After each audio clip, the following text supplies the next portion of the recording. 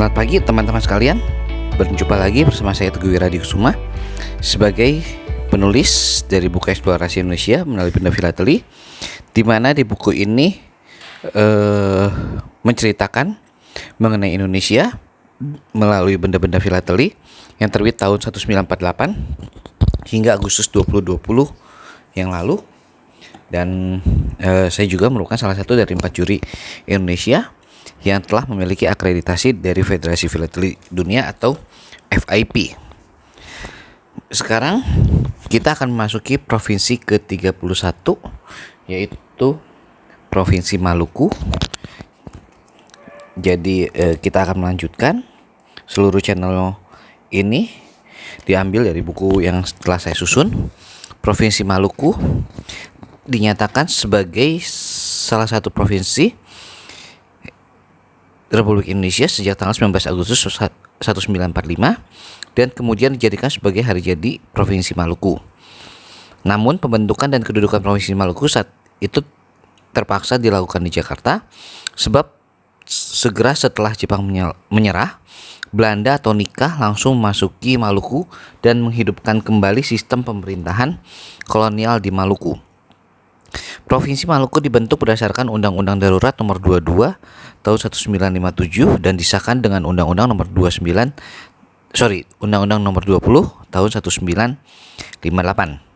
Kita bisa melihat bangunan khasnya adalah Rumah Baileo dengan lambang provinsinya. Lalu selanjutnya kita melihat mengenai fauna identitasnya. Tapi sebelum itu, bagi teman-teman yang belum subscribe, silakan untuk melakukan subscribe di channel ini. Dan juga bila ingin memiliki buku ini bisa menghubungi di nomor telepon yang tertera di samping atau di memencet kolom link deskripsi yang link nomor telepon yang ada di kolom deskripsi, atau menghubungi melihat di website teguhwiradikusuma.com untuk memperoleh informasi lebih lanjut termasuk channel-channel YouTube sebelumnya. Untuk faunanya adalah Nuri Raja Ambon, dijumpai di hutan lembab di Kepulauan Maluku dengan populasi yang semakin berkurang. Sedangkan untuk floranya adalah anggrek larat, tumbuh di pepohonan atau karang kapur yang cukup mendapatkan sinar matahari pada ketinggian hingga 150 meter di atas permukaan air laut. Untuk cerita rakyatnya adalah 7 putri Kahyangan. Alkisah 7 putri dari Kahyangan turun mandi ke sebuah danau. Seorang pangeran yang kebetulan lewat menyembunyikan salah satu pasang sayap yang ditinggalkan putri-putri itu. Maka begitu acara mandi usai dan ke-7 putri hendak pulang, salah seorang putri tak bisa terbang. Seperti versi cerita lainnya, sang pangeran muncul sebagai dewa penolong dan pertemuan mereka berakhir dengan pernikahan. Mereka hidup bahagia dan dikaruniai 3 anak.